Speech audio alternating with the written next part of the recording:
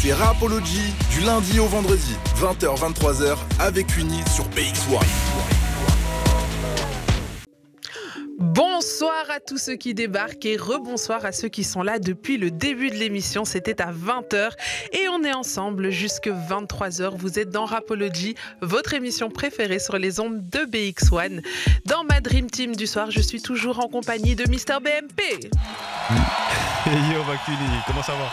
Ça va bien et toi? Ça va très bien. Et dans la Dream Team de l'ombre, celle que vous ne voyez pas, c'est Sandy qu'on embrasse bien fort aussi. Alors ce soir, c'est une émission un peu spéciale de Rapology. Nous avons le privilège d'accueillir Olivier Materlin qui représente la SABAM ce soir.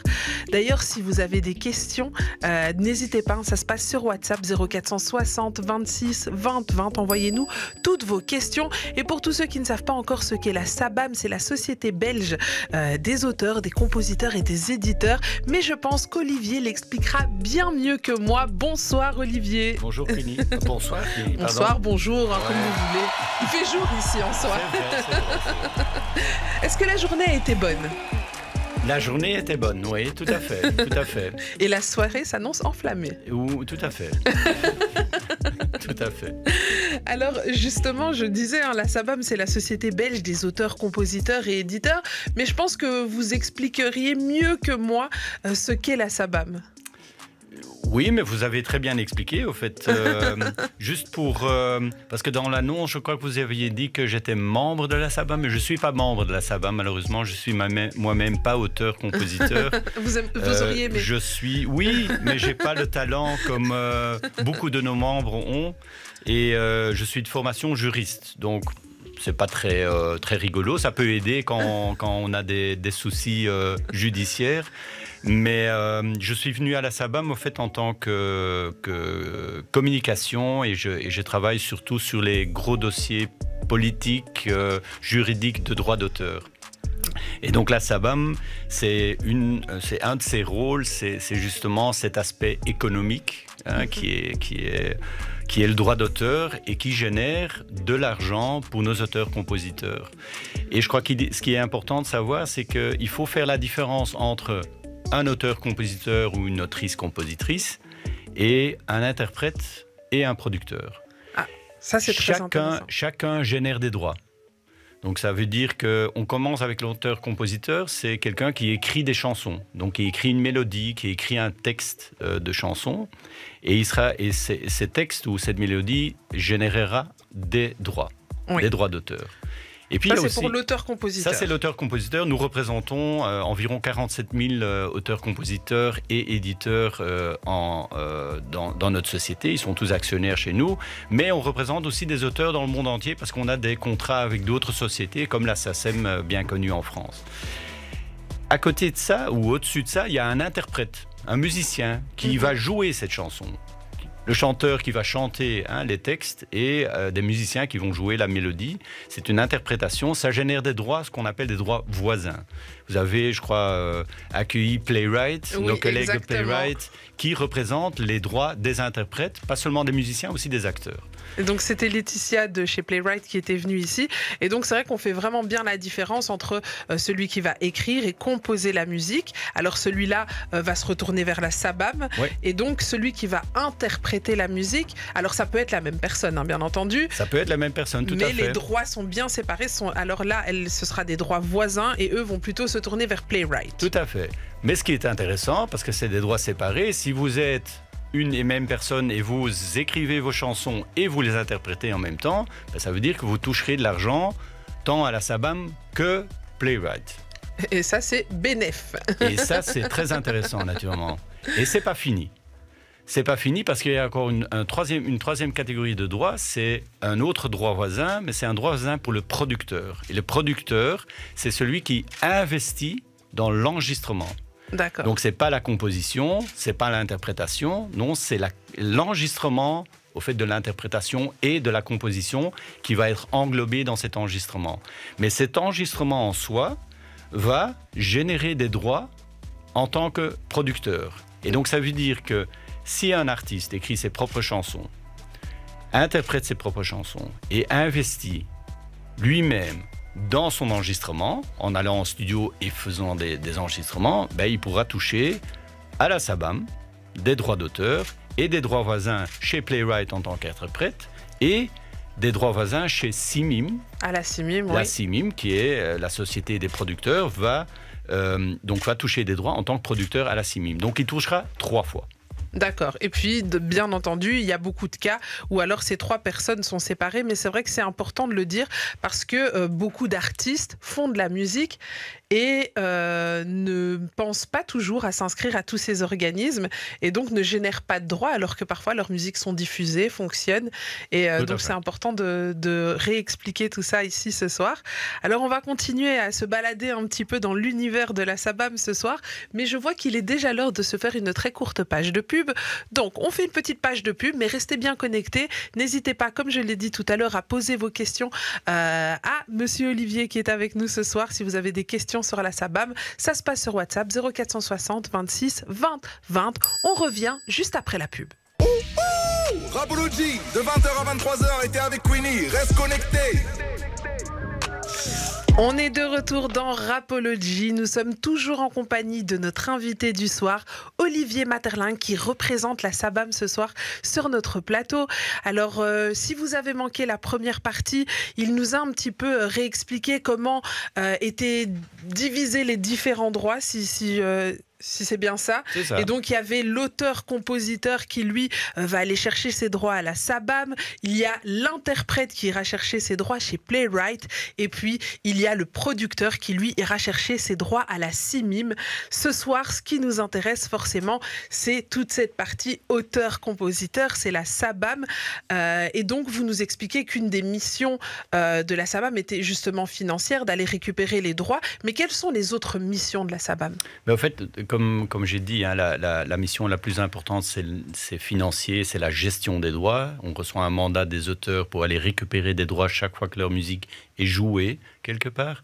Mais on a aussi d'autres missions, parce qu'on est une coopérative, on travaille sur le rôle social. Donc la SABAM a aussi un rôle social, c'est une collectivité d'auteurs, donc on n'a pas d'actionnaires privés qui touchent de l'argent autre que des auteurs. C'est que des auteurs qui sont actionnaires de cette société.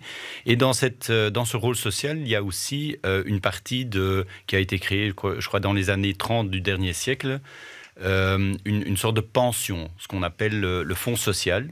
Et donc chaque auteur qui génère des droits cotise 10% dans une réserve de fonds social. Et à ses 60 ans, il va récupérer cet argent qui sera dans le courant des années accumulé avec un pourcentage. Donc ce montant augmente chaque année avec un certain bénéfice qui est généré avec de l'argent qui vient de droits d'auteur de l'étranger.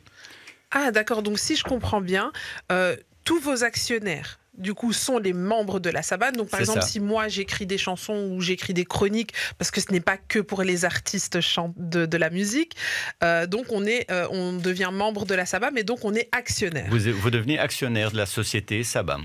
Et donc, quand on est actionnaire, il y a 10% des revenus qu'on génère qui sont mis dans un fonds social. Et ces fonds sociaux sont comme une retraite. Oui, c'est ça. Donc, mais c'est une réserve individuelle. Hein. Donc, c'est pas qu'on prend les 10% sur tous les droits et on les met dans un pot. Non, on fait une petite cagnotte pour chacun de nos auteurs dans laquelle 10% de ces droits chaque année vont être versés. Et à la fin de l'année, on fait un petit calcul et on met un bénéfice. C'est comme un intérêt quelque part. Et donc chaque année, ce montant augmentera de 2, 3, voire 4%. Et donc à ces 60 ans, il y a cet argent qui se libère et qu'on peut retirer et qui servira comme une sorte de pension. Et donc ce montant est aussi, c'est pas quelque chose de secret, hein. Chaque auteur peut voir ce montant sur son compte MySABAM. Donc on accède à son compte MySABAM. Il y a un montant, je crois c'est le montant d'abord du dernier versement qui a été effectué, mais tout à droite il y a un montant qui est le montant de la réserve qui est dans le fonds social et qu'on verra augmenter chaque année. Donc ça c'est le deuxième rôle très important qui existe déjà presque 100 ans. et qui aide aussi les auteurs dans des moments difficiles. On a eu le Covid, et donc normalement cette réserve ne peut être que retirée à ses 60 ans, mais puisque durant le Covid, il y a beaucoup d'auteurs, compositeurs qui étaient aussi artistes et qui n'arrivaient plus à travailler, qui n'avaient plus de revenus, ont eu des problèmes, on a permis de retirer anticipativement une partie de cette réserve pour justement pouvoir payer ce qui était nécessaire de payer, un loyer, du manger, etc. Donc c'est vrai que c'est important aussi, et on ne se rend pas toujours compte de ce rôle social, parce que les artistes, désolé Barthes, je sais que tu voulais intervenir, mais les artistes, c'est pas comme un travailleur lambda qui lui a son patron, qui cotise, etc. Et c'est vrai qu'on ne se rend pas toujours compte qu'il y a aussi la pension qui va arriver un jour pour un artiste, et donc la SABAM y a pensé, et je trouve que c'est très intéressant de découvrir ici ce soir. Et moi qui suis affiliée à la SABAM, je l'apprends avec vous ce soir. Donc vous voyez que même s'il y a beaucoup de membres de la SABAM, en tout cas, qui nous écoutent ce soir, je suis sûre qu'ils vont encore découvrir des choses ce soir.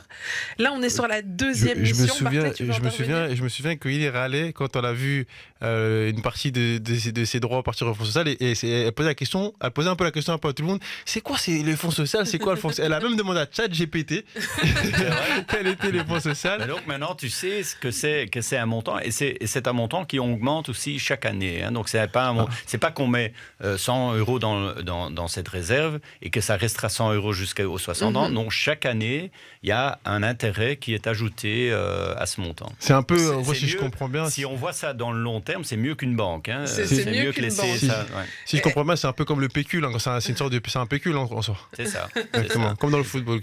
C'est très intéressant. Moi, je suis très contente de l'apprendre, et j'espère que vous aussi, vous êtes content de l'apprendre. Là, on est sur la deuxième mission. Est-ce qu'il y a encore d'autres missions? Oui, il y a un troisième rôle de la SABAM. C'est un rôle qui est plutôt culturel. Donc, on a économique, financière, un rôle social et un rôle culturel. Là aussi, c'est un fonds culturel et éducatif. Et donc, ça veut dire qu'il y a une partie de l'argent qui, normalement, doit être rétribuée à l'étranger, parce que nous représentons des auteurs-compositeurs belges, mais nous représentons aussi des auteurs français, par exemple, qui sont affiliés à la SACEM pour leurs droits, qui sont, donc pour leur musique, qui par exemple sont jouées en Belgique. Radio belge, café belge, n'importe.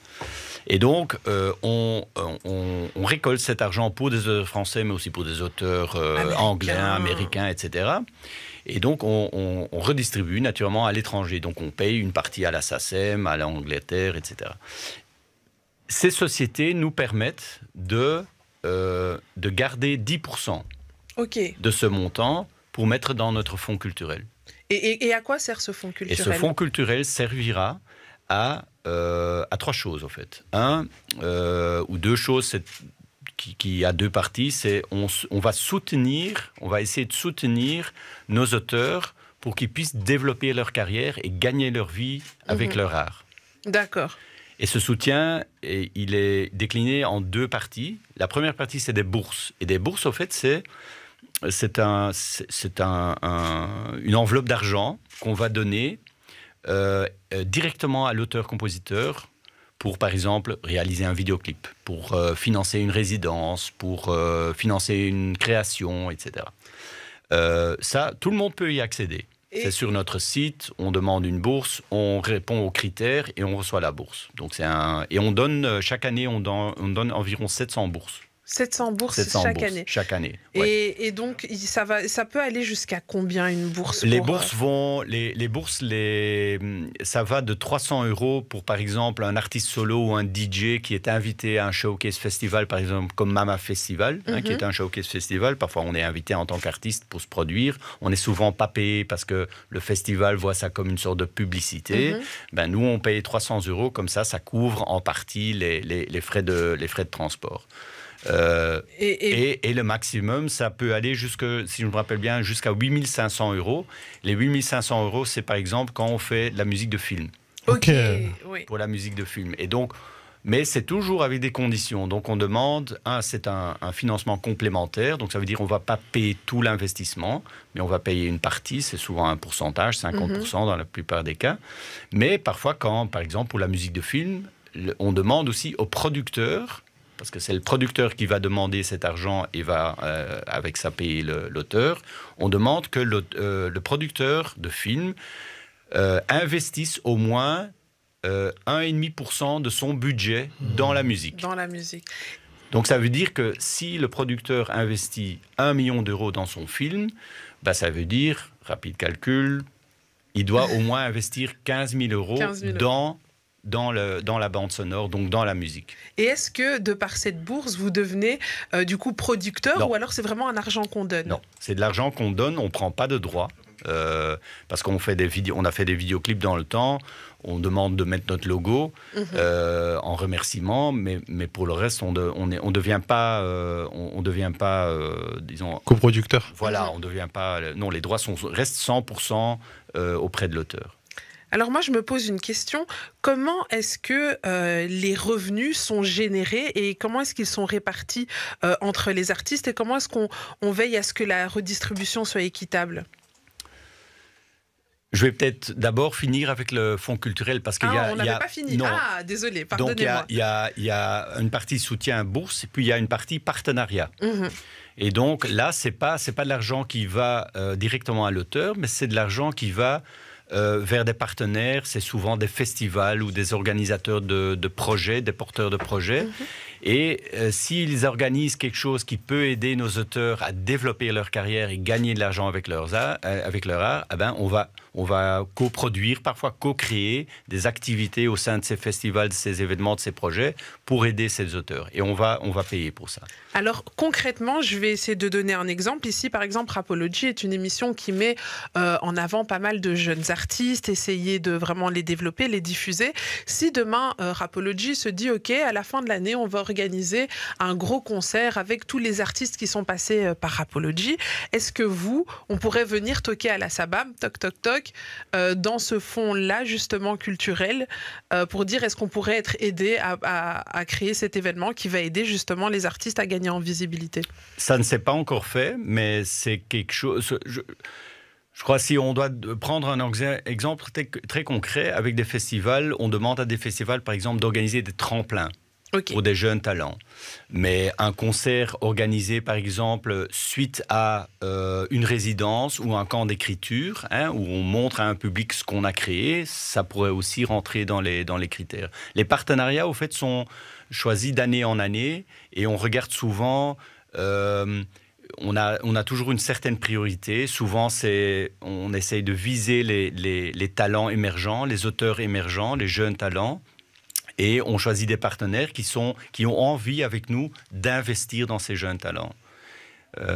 Donc oui, ça pourrait. Ça pourrait, oui, tout à fait. Après, donc c'est pas fermé à. Ce n'est pas fermé. Il y a pas d'a priori, disons, parce qu'on travaille aussi avec d'autres émissions. On travaille, par exemple, c'est un exemple flamand qui est peut-être connu, c'est de Nieuwe Lichting, qui est au fait une sorte de concours de talent.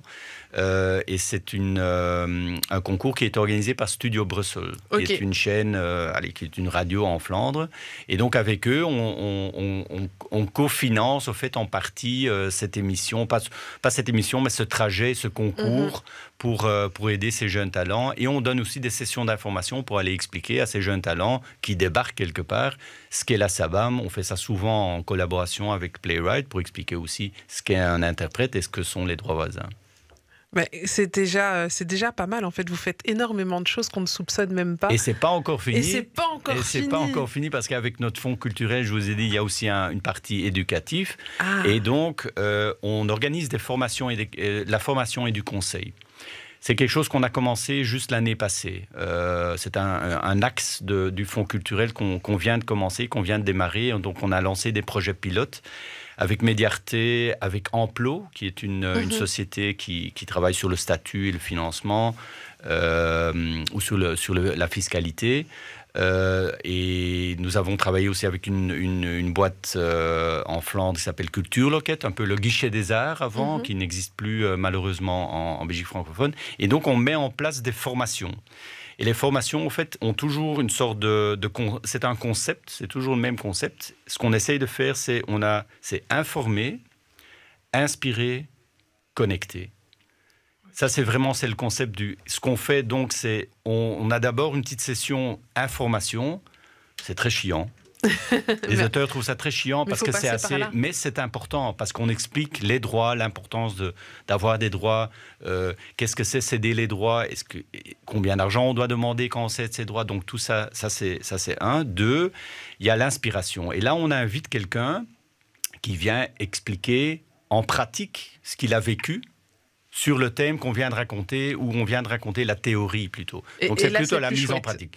Et c'est plus chouette parce que les artistes ou les auteurs-compositeurs se reconnaissent, parce que c'est un soulmate. Vous voyez, c'est quelqu'un qui a vécu, et donc c'est souvent un auteur-compositeur qui a déjà vécu quelque chose, qui a aussi un certain succès, et donc il explique comment il est arrivé à ce succès, comment il est arrivé à vivre de son art.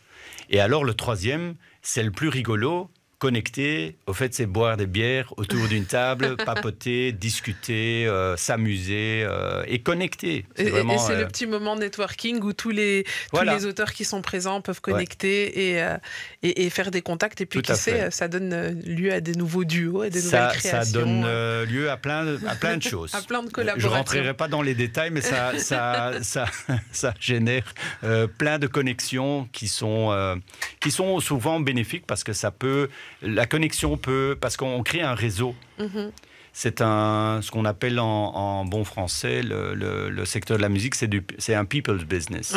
Il faut connaître les gens, il faut rentrer dans ce réseau, il faut se créer ce réseau. Et donc, cette dernière étape fait en sorte qu'on peut créer son réseau. Parce que souvent, ce sont des jeunes talents qui débarquent et qui ne savent pas où commencer. Alors, toutes ces informations, bien entendu, on les retrouve sur votre site internet. Elles sont facilement accessibles. Tout à fait. Donc, voilà, si ça vous intéresse, si vous avez entendu parler de cette formation-là ce soir et que vous vous dites « Ah, moi, ça m'intéresse, j'ai envie d'en savoir un peu plus », vous le retrouverez sur notre site web, mais surtout sur nos réseaux sociaux aussi. Donc, on met plein de formations sur nos réseaux sociaux. Instagram, @sabamofficial, Facebook, Instagram et bientôt TikTok. Et bientôt TikTok. Bientôt TikTok. J'ai hâte de voir la Sabam sur TikTok. Ah ouais, moi aussi. Et on remettra aussi tous les liens vers vos différents réseaux sociaux sur notre page Instagram. Comme ça, vous aurez juste à cliquer et puis vous pourrez vous abonner très facilement et suivre toute l'actualité de la Sabam. Donc, si on résume bien les 3 missions... vous allez m'aider. Économique, financière, sociale, culture. et puis il y a la mission éducative. Oui, elle est englobée dans la culture. Elle est englobée dans le culturel, tout à fait. Ça fait déjà pas mal de choses. Mais je ne fais pas ça tout seul, naturellement. Mais je m'en doute bien. Vous êtes beaucoup à la Sabam ? Il y a 200 personnes qui travaillent à la Sabam avec cœur et âme, sont là pour les auteurs, compositeurs et les éditeurs. Et de par expérience, ils répondent au téléphone quand on les appelle pour poser des questions. Tout à fait. Et on a de l'expertise à revendre. C'est des gens qui sont vraiment... J'ai remarqué, parce que je suis que 6 ans à la Sabam, j'ai un historique auprès des labels, donc plutôt auprès de l'industrie de la musique. J'ai aussi travaillé un peu dans les jeux vidéo, films, distributeurs de films et vidéos. Et j'ai remarqué à la Sabam que, bien qu'ils ont un peu l'image administrative bureaucrate, c'est vrai que c'est une administration, on dit qu'elle gère des droits, c'est une administration, mais chaque personne à la Sabam, c'est des gens qui ont un cœur pour la culture, qui sont souvent aussi impliqués, parfois localement, dans des organisations culturelles. Il y a parfois des musiciens aussi, il y a un peu de tout, mais c'est tous des gens qui ont un cœur pour la culture et un cœur pour leurs auteurs, donc ils travaillent vraiment cœur et âme pour nos auteurs. Mais en tout cas, je pense que ça mérite quand même quelques applaudissements, tout ce travail. Vous entendez le public en folie. Oui, tout à fait. Et d'ailleurs, en parlant... Ça fait longtemps que j'ai... En parlant du public, n'hésitez pas, je vois qu'il y a pas mal de questions qui tombent. Continuez à les poser, on fera un petit moment questions-réponses du public dans quelques instants. Je rappelle le numéro 0460 26 20 20. Alors Olivier, ma prochaine question est la suivante. C'était justement la question que j'avais posée peut-être un peu trop tôt parce qu'on n'avait pas fini la précédente. C'est justement comment est-ce que les revenus sont générés, comment est-ce qu'ils sont répartis entre les artistes et est-ce que la Sabam garantit garantit aussi une redistribution équitable. Je vais donner l'exemple pourquoi je pose cette question équitable. Prenons par exemple... Spotify, ils vont diviser tout ce qu'ils reçoivent et tout ce que ça génère. Et puis c'est les plus gros qui reçoivent le plus, et puis les plus petits, ils reçoivent les miettes. Est-ce qu'à la SABAM, ça se passe comme ça aussi? Ouais, d'abord, les revenus ne sont pas générés par la SABAM. Les revenus sont générés par un marché. Et donc, il y a différents pôles de revenus. Pour faire vite, parce que je pourrais les nommer tous, je crois qu'on a beaucoup de tarifs, donc il y a beaucoup. Mais je crois pour faire... En gros, au fait, il y a une partie qu'on appelle la communication au public. Donc ça veut dire que c'est de la musique qui est jouée dans des lieux publics. Des cafés, des bars, des restaurants, des discothèques. Donc tout ça, Donc ça, c'est une partie des revenus, c'est une grosse partie des revenus. Oui. Il y a une deuxième partie, une grosse partie, c'est tout ce qui est live. Okay. La musique qui est jouée live. En festival, en concert. Où là, on paye juste la SABAM. Ok. Parce que du coup, il y a juste des droits d'auteur. Parce que l'artiste, il est payé parce qu'il est sur scène. Donc il est payé pour son interprétation sur scène. Et le producteur, il n'est pas payé parce qu'il n'y a pas d'enregistrement. Ok, donc là donc pour le live, c'est juste le droit d'auteur.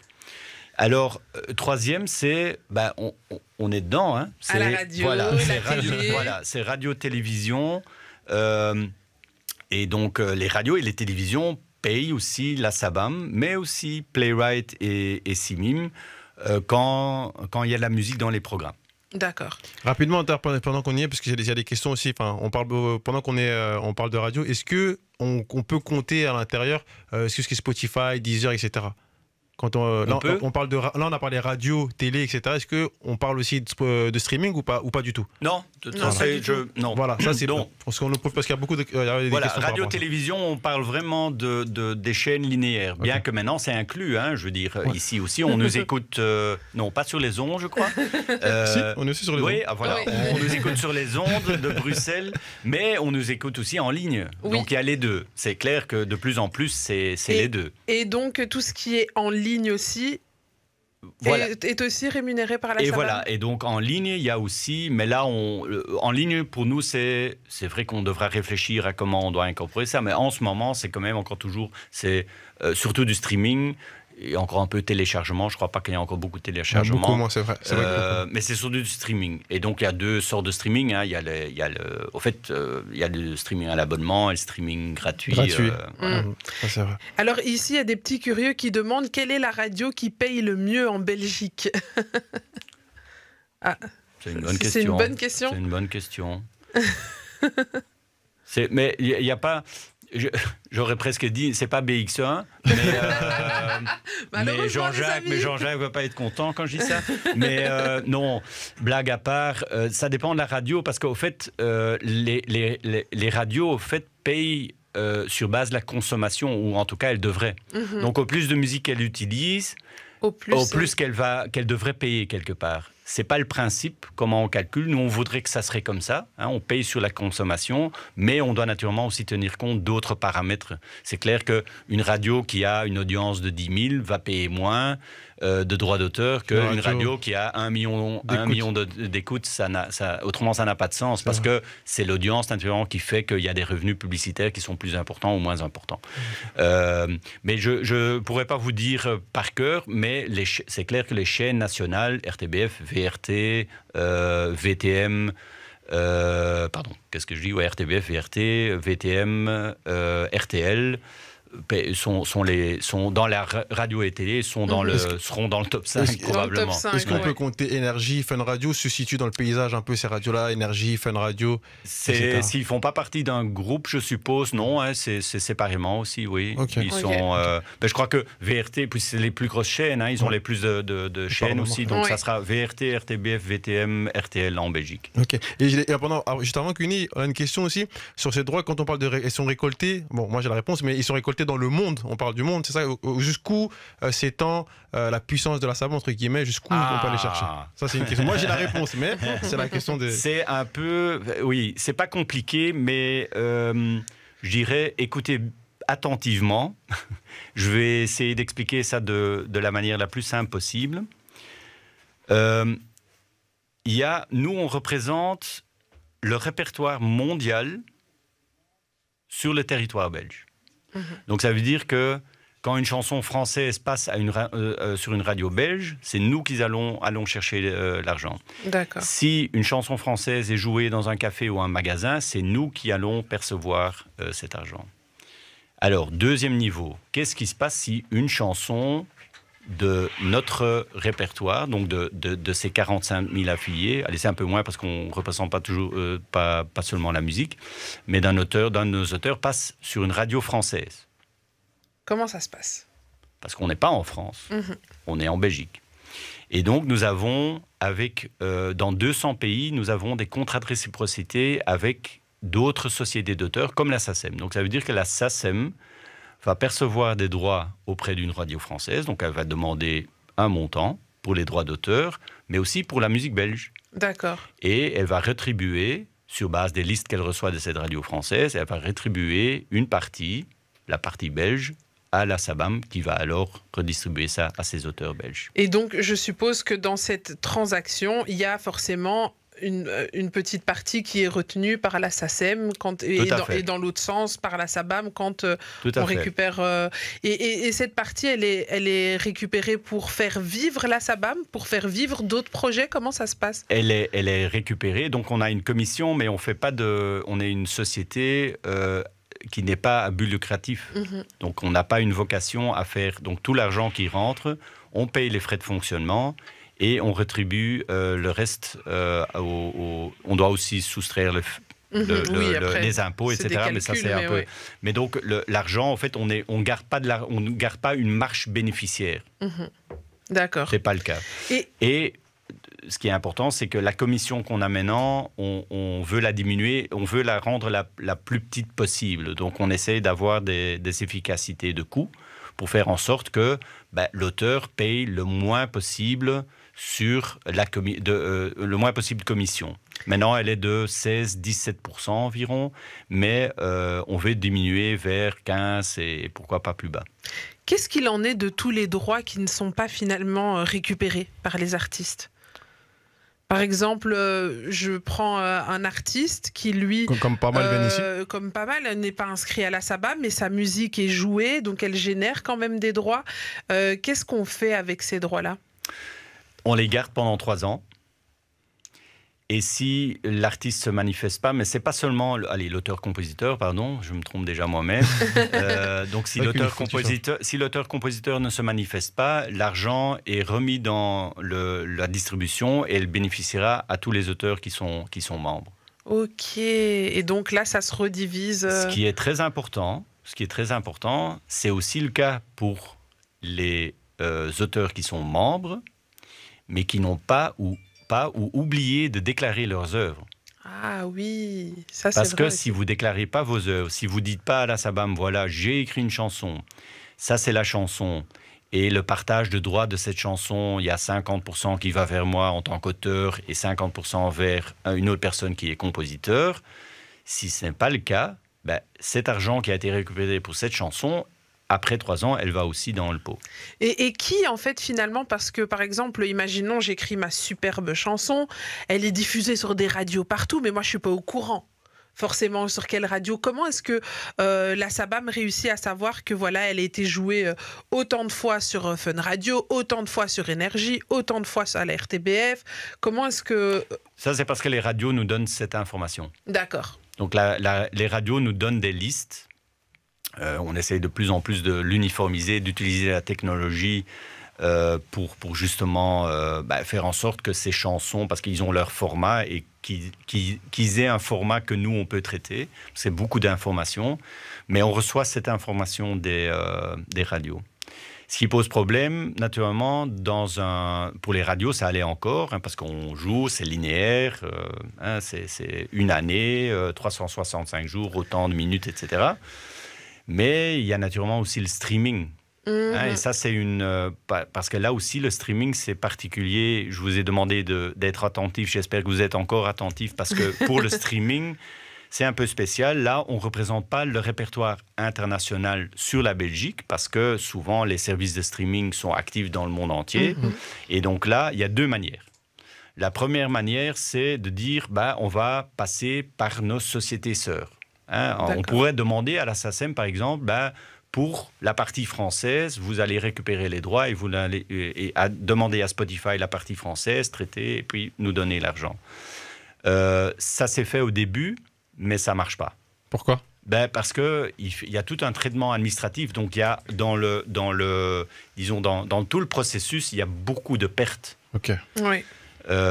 Et donc, ce qu'on a fait, c'est on s'est mis ensemble avec d'autres sociétés d'auteurs, les Hollandais, les Allemands, les Suédois, les Anglais, dans une société qui s'appelle ICE et qui fait ça pour nous. Et c'est elle qui va s'occuper. Et c'est elle qui va s'occuper des négociations. Et naturellement, elle représente un répertoire beaucoup plus important, pas seulement les petits Belges, mais aussi les Anglais, les Allemands, les Suédois. Et donc, ça fait beaucoup plus de poids. Ça fait beaucoup plus de poids. Et donc, elle va négocier, on a les meilleurs taux. On a le meilleur pourcentage dans le monde, parce qu'on a justement ce poids. Et on couvre le plus de territoires aussi. Le plus de territoires. Donc, comparé à des sociétés d'auteurs comme la SACEM, par exemple, mais il y en a d'autres qui font ça tout seul, on couvre beaucoup plus de répertoires. Parce que c'est une société qui a un gros répertoire et qui va aller négocier. Donc, pour une plateforme de streaming, c'est intéressant parce qu'en signant un contrat avec un interlocuteur, elle a directement un gros répertoire. Donc, elle est couverte pour un gros répertoire. Super. Et donc, justement, pour bien comprendre, ça veut dire que les revenus générés par les plateformes de streaming, par les artistes, via cette société ICE, ou alors, je n'ai pas bien compris, peuvent aussi être rétribués à la SABAM. Donc, au lieu de passer par une société d'auteurs étrangères comme la SACEM, on passe par un organe qui est ses meilleurs marchés, tout simplement parce qu'il y a des économies d'échelle. Il ne faut pas oublier, chaque société... Prenons que vous avez un tube en Tchécoslovaquie. Oui. Je ne veux rien dire sur mes... Ah non, c'est la République tchèque. Excusez-moi, maintenant j'ai un peu trahi mon âge. C'était à l'époque la Tchécoslovaquie. Mais donc en République tchèque, par exemple, et rien sur la République tchèque, naturellement, mais si vous avez un tube dans ce territoire, sur Spotify, génial. Mais ce que la société d'auteurs tchèque devra faire, c'est qu'elle recevra de Spotify toutes les données du monde entier. D'accord. Du monde entier, hein. Pas seulement ce qui se passe en Tchéquie, non, du monde entier. Elle devra d'abord extraire l'exploitation tchèque, donc les streams de Tchéquie, et puis aller voir quels sont les streams belges du tube. Dedans, oui. C'est pas faisable. Et donc, nous, ce qu'on a décidé de faire, c'est vraiment de se mettre ensemble dans une société ICE qui, justement, va faire ça pour différentes sociétés d'auteurs, pour différents répertoires, et donc peut investir aussi sur de la capacité pour, justement, traiter toutes ces données. Parce qu'on parle de milliards et des milliards et des milliards de lignes. Il faut savoir, par jour, et c'est des chiffres déjà qui datent de l'année passée, chaque jour, sur Spotify, on ajoute 100 000 chansons. Wow. C'est 100 000 chansons.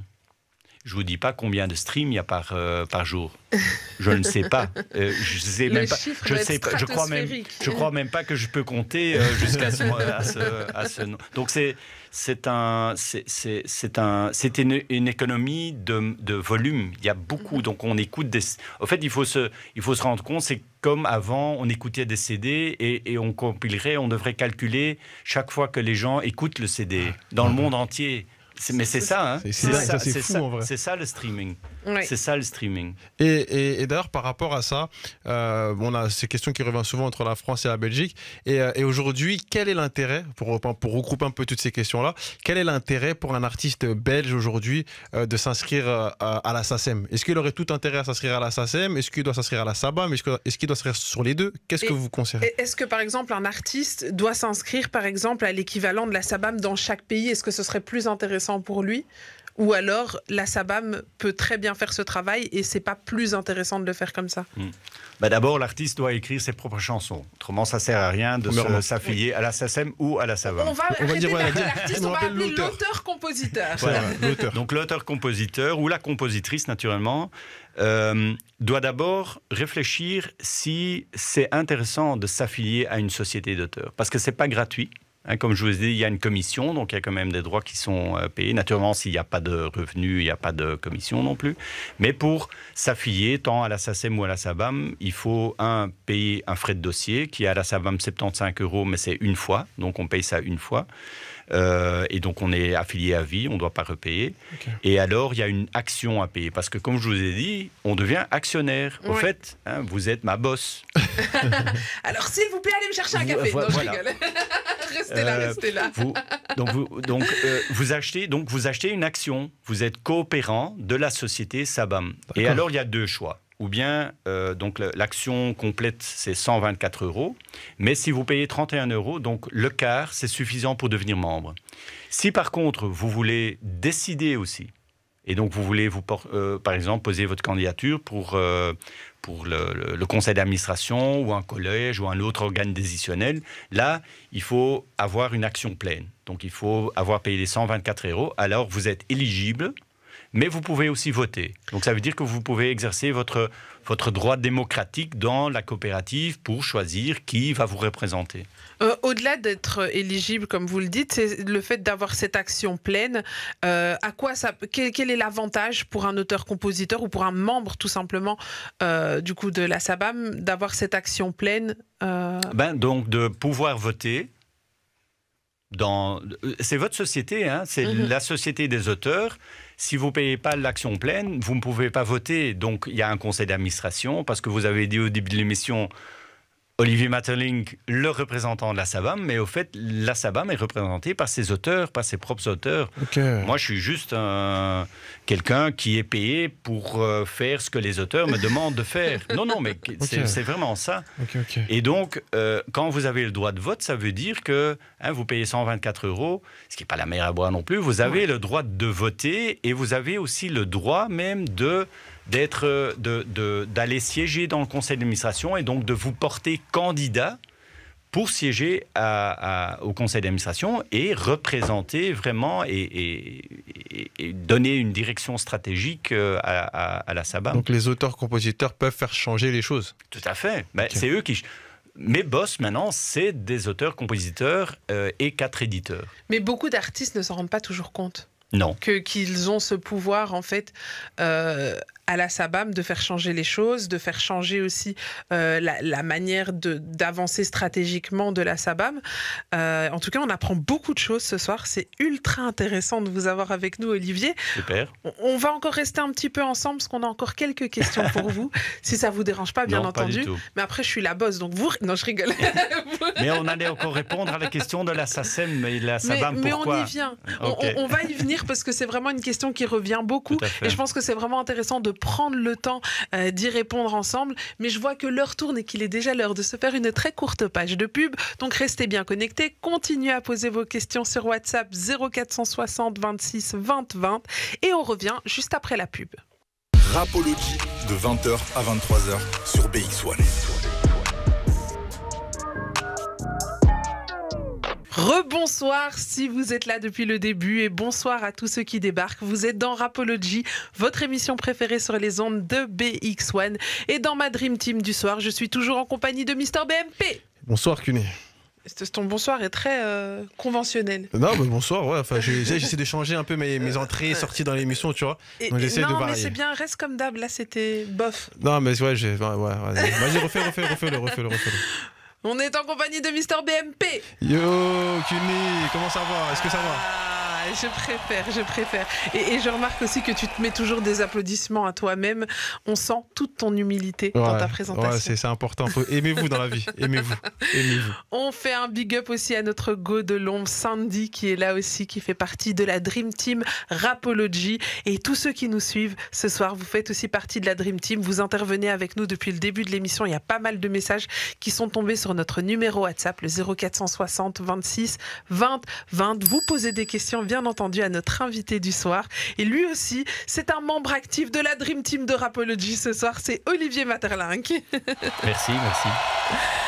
Alors, ce soir, il représente la SABAM. Alors, finalement, vous nous avez dit, vous y travaillez, mais c'est nous les représentants, ce sont les auteurs-compositeurs. Enfin, nous. Barclay, tu es auteur-compositeur ? Non, pas encore, mais je pense à le devenir. Et donc, on répond à toutes les questions sur la SABAM. Il nous a expliqué beaucoup de choses. J'aurais du mal à résumer tout ce qu'on s'est dit juste avant, mais si vous avez manqué ça, ne vous inquiétez surtout pas. Ça sera disponible en rediffusion sur le site de bx1.be, rubrique radio. Et on vous remettra aussi en intégralité, perds mes mots, en intégralité, toute cette interview en podcast sur toutes les plateformes de streaming. Comme ça, si vous vous posez des questions sur la SABAM auxquelles on a déjà répondu, vous pourrez aller revoir ce podcast pour profiter des réponses qu'Olivier nous a données de manière très claire. En tout cas, vous répondez très très bien aux questions. Je pense que vous le faites de manière très pédagogique. On comprend tout et ça, c'est vraiment très très chouette. Donc déjà, merci d'avoir accepté de venir ce soir et de répondre à toutes nos questions. Merci du compliment. On arrivait justement à cette fameuse question et c'est celle qui revient le plus parce qu'il y a beaucoup d'artistes qui nous écoutent en disant, il y en a par exemple, il y a Waïb qui dit moi je me suis inscrit à la SACEM parce qu'on m'a dit que la SABAM rémunérait pas bien, moi j'ai toujours cru que la SACEM était mieux que la SABAM, pourquoi aller à la SABAM plutôt qu'à la SACEM, moi j'aimerais bien m'inscrire mais je sais pas si je dois le faire à la SACEM ou à la SABAM. Ça c'est Jenny qui nous pose la question. Donc il y a vraiment cette question de cette différence entre la SABAM et la SACEM. Il faut savoir que nous on a un public majoritairement rap, pas que, mais c'est vrai qu'on a beaucoup d'artistes rap et dans les musiques de rap on entend toujours ma SACEM et forcément dans la tête des artistes c'est la SACEM qui résonne. On n'entend pas encore de musique rap qui dit je vais récupérer ma SABAM. Si. Ah, il y en a une? Si. Dites-nous tout. Si, il y a un rappeur flamand qui s'appelle Gintro. Ah, lui, il dit qu'il récupère. Et qui chante, qui dit, je crois quelque chose, ma meuf me demande combien de SABAM je reçois. Ah ben voilà, il y en a un en flamand. À quand le francophone finalement? Il y en a peut-être d'autres, hein, je les écoute pas tous. C'est ma fille qui m'a dit ça. Et je l'ai écouté, c'est vrai. Donc lui, en vrai, avec ce que tu perçois, tu pourrais aussi chanter un peu ma SABAM. Oh, Barclay, ça suffit. Hein. Après, tout le monde va croire que c'est moi la femme la plus riche de Belgique alors que c'est toi. C'est celui qui dit qui est. Alors on en revient justement à cette fameuse question de la SABAM ou la SACEM, que faire? Oui, tout à fait. D'abord, comme j'ai dit, hein, il faut d'abord réfléchir si on veut s'affilier à une société d'auteurs, parce qu'il est important naturellement que quand on fait de la musique, et cette musique est jouée à la radio, on met sur streaming, etc. Et il y a beaucoup de vues, il y a beaucoup de streams. Là, ça devient intéressant de s'affilier, pas seulement à la SABAM, mais aussi à d'autres sociétés d'auteurs, comme Playwright, par exemple, si vous passez à la radio. Donc ça, c'est quand même la première question à se poser. Est-ce que c'est intéressant? Parce qu'il y a beaucoup de gens, au fait, qui deviennent membres de la SABAM parce qu'ils croient qu'ils ont créé quelque chose et en allant à la SABAM, ils sont protégés. Mais ce n'est pas le cas. Vous créez quelque chose et la loi vous protège. Vous ne devez pas vous enregistrer ni à la SABAM ni à la SACEM. Pour vous aider à vous protéger mieux, nous, on a un système de e-dépôt. Donc ça veut dire que vous pouvez en ligne déposer, par exemple, votre texte ou votre mélodie en format MP3 et comme ça, vous avez une preuve quelque part qu'à ce moment-là, vous avez créé. Et donc, quelqu'un qui arrive avec 2 mois plus tard avec la même chanson, vous pouvez dire non, j'ai déposé, ça arrive souvent, à moi. Ça, c'est des cas qui arrivent. Mais donc, c'est un service gratuit aussi pour les membres et donc, c'est intéressant. Il y a beaucoup de membres qui utilisent ça parce qu'ils sont souvent en processus de création et ils font ça souvent ensemble avec d'autres. Il y a des gens qui écoutent et donc ils déposent de temps en temps des morceaux, parfois c'est juste des refrains, des petites mélodies et ils les déposent comme ça, ils savent que c'est protégé. Comment ça se passe cette partie-là? Rapidement, comment est-ce que ça se passe? Il faut créer un compte, il faut être... Non, vous allez sur... oui, il faut créer un compte, mais c'est le site, je crois que c'est idépôt.be, ça s'appelle, c'est facile à trouver. Si vous mettez dépôt, SABAM dans sur Google, vous allez tomber dessus. Et ça, c'est un service gratuit même pour tout le monde. Je crois même pas qu'il faut payer, il ne faut pas être membre pour... c'est juste quand... Au fait, c'est quand vous demandez une preuve, hein, vous êtes attaqué en justice ou n'importe où vous voyez une œuvre, une musique qui a fuité. Là, quand vous demandez un certificat, c'est payant pour les non-membres. Les membres, ils payent rien. D'accord. Au fait, c'est ça le système. Donc ça, c'est la première question. Quand vous décidez, je vais je suis joué, YouTube, etc. Alors, il est important aussi de voir sur quel territoire vous êtes populaire. Parce que ça ne sert pas... Parce que si la majorité des droits sont générés en Belgique, ça n'a aucun sens d'aller à la SACEM. Parce que si vous êtes à la SACEM, ça veut dire que les droits vont être récupérés par la SABAM et puis seulement reversés à la SACEM. Donc vous allez attendre 2 ans avant de recevoir l'argent. Tandis que si vous êtes à la SABAM, vous allez nous, on va percevoir ces droits et à nos membres, on paye directement. Allez, directement, c'est en dé en l'an, vous allez recevoir l'argent. Donc il y a quand même. Donc il faut vraiment réfléchir. Est-ce que j'ai si j'ai un tube en Belgique et il est limité à la Belgique, même s'il y a un peu à l'étranger, c'est mieux si le gros des revenus sont générés en Belgique, c'est mieux de rester en Belgique. C'est mieux de rester à la SABAM. Et donc, à l'inverse, si par exemple je suis un artiste belge et que mon son cartonne en France et pas forcément en Belgique, alors là, dans ce cas-là, ce serait plus intéressant d'aller à la SACEM. Non, pas nécessairement. Non, pas nécessairement. Pas nécessairement. C'est vrai que si vous avez un tube juste en France, mais c'est pas le cas. Hein. Souvent, quand il y a un tube en France, c'est souvent un tube aussi, certainement quand c'est un Belge, c'est souvent un tube aussi en Belgique. Regardez Stromae, Angèle, etc., Damso. Voilà, donc c'est pas nécessairement le cas. Mais en tout cas, si vous êtes pignon sur rue en Belgique, ça marche en Belgique, il ne faut pas aller en France. Parce que, de plus, si vous êtes à la SABAM, vous avez un tube en Belgique, la SABAM vous aide aussi à exporter votre musique. Il y a des bourses pour exporter votre musique. Qu'est-ce qu'on entend par exporter sa musique? Exporter, ça veut dire qu'on a des bourses pour vous aider à faire des tournées à l'étranger, par exemple. D'ailleurs, en parlant d'exporter sa musique, vous pouvez retrouver sur nos plateformes, sur les plateformes de streaming, le podcast avec Julien Fournier de One Year Process Music qui était venu justement parler d'exporter sa musique. L'exportation de la musique. On travaille ensemble avec Julien parce il y a des bourses à l'exportation qu'on fait ensemble. D'accord. Et donc, chaque euro que Wallonie-Bruxelles met, nous, on ajoute 1 euro. D'accord. Ça ne se limite pas à 1 euro. Hein. C'est un peu plus qu'un euro, parce qu'autrement, on ne va pas arriver loin, mais vous voyez le principe. Mais tout à l'heure... Vas-y. Parce que avant de quitter, est-ce que tu veux quitter la SACEM? Parce que j'ai une question sur la SACEM, justement, avant de partir de SACEM France. Vas-y. La question que j'ai ici, de Rachid, c'est est-ce qu'on peut s'inscrire sur les deux? On peut s'inscrire à la fois à la SACEM et à la SABAM. Et ça, c'est une question qui revient souvent. Tout à fait. Vous pouvez choisir, au fait, à 3 niveaux. Je vais pas trop compléter, mais à 3 niveaux. Le premier niveau que vous pouvez choisir, c'est quel type de droit vous voulez. Donc, vous pouvez choisir, je vais pour la Belgique, les cafés, etc., je vais rester ici, mais pour le online, je vais aller autre part. C'est possible. Okay. On peut tout faire, en fait. C'est pas l'idéal, mais ça complique les choses un peu, mais on pourrait le faire. Il y en a qui le font, hein. Il y en a qui restent à la SABAM pour tout ce qui est droit d'auteur classique, et puis pour l'online, ils vont en France ou quelque part d'autre, ou l'inverse, des gens qui. Il y en a qui sont inscrits aussi en France pour ce qui se passe en France, et d'autres pour la SABAM. Ça c'est le deuxième. Okay. Donc vous pouvez choisir parce que quand vous allez vous affilier à la SABAM va vous demander aussi pour quel territoire. Et donc. La plupart des gens choisissent le monde entier. Logique, ils ne veulent pas se prendre la tête. Et c'est pas le plus intéressant. Ça dépend. Ça peut, mais vous pouvez limiter. Comme je vous dis, si vous avez un tube juste en Belgique, naturellement, pour l'online, c'est toujours mieux de faire mondialement, d'avoir les droits dans une société mondialement. Parce que comme ça, vous centralisez tout, vous vous emmerdez pas. Je peux dire ça à la radio? Non, oui, bien sûr, on est dans Rapology. Vous êtes dans Rapology, les enfants sont au lit à cette heure-ci, savez. Mais donc, mais c'est plus intéressant de rester chez une société pour l'online, parce que c'est centralisé, et vous allez, toutes les plateformes sont internationales, donc vous allez... Donc ça, c'est... Mais vous pouvez choisir votre territoire. Vous pouvez dire, voilà, je m'affilie pour le monde entier, ou je m'affilie à la SABAM juste pour la Belgique, ou pour le Benelux, ou pour l'Europe, et puis vous pouvez dire, voilà, et pour le reste, je vais au Japon pour l'Asie, je vais aux États-Unis pour les États-Unis et le Canada, je vais...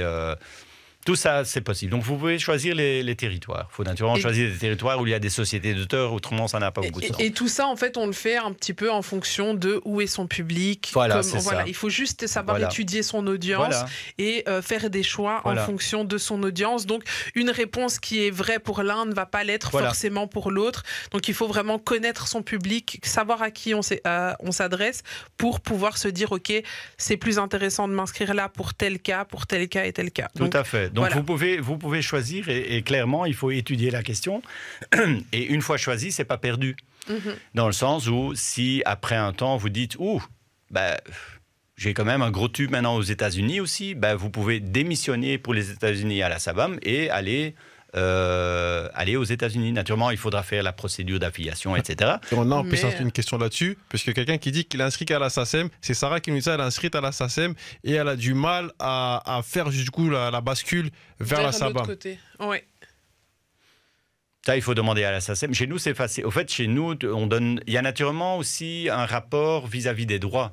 Parce qu'on donne des licences, et les licences valent souvent pour 1 an. Quand on va à un café, ils ne payent pas par jour, ils payent un contrat d'1 an. Et donc, il faut aller au bout. Voilà, il faut aller au bout d'au moins d'1 an. Donc, ce qui se passe souvent, c'est, je crois qu'à la SABAM, c'est si vous donnez votre démission avant le 30 juin, vous êtes démissionnaire à partir du 1er janvier de l'année prochaine. Et donc, vous libérez. Donc, c'est peut-être ça qui... Voilà, il y a toujours un petit temps de latence. Et puis, je ne veux pas dire de mal de la SACEM en particulier, mais c'est naturellement, pour une société d'auteurs, ils n'aiment pas perdre de membres, naturellement. Ah oui.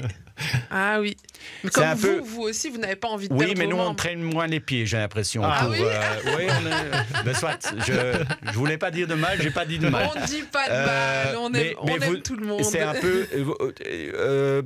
pensez, par exemple, pour les télécoms, les contrats d'électricité, vous voulez changer de banque, il y a toujours...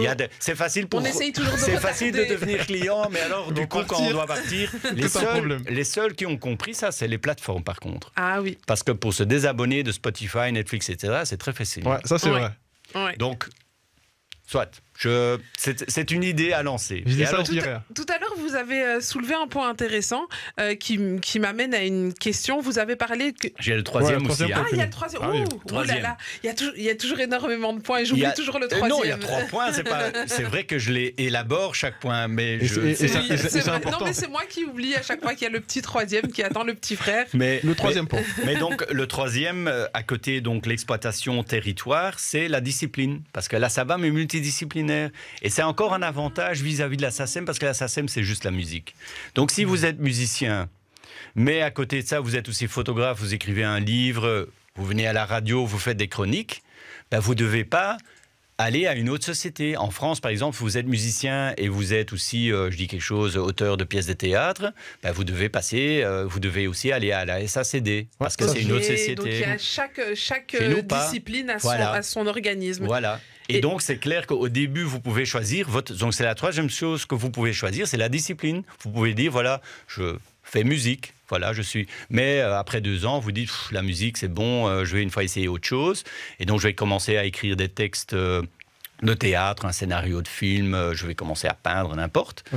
Vous cochez, vous téléphonez, vous dites, voilà, je veux aussi devenir membre pour mes œuvres plastiques ou la littérature ou mon film, etc. Et ça, c'est quand même un gros avantage parce qu'on gère tous ces droits.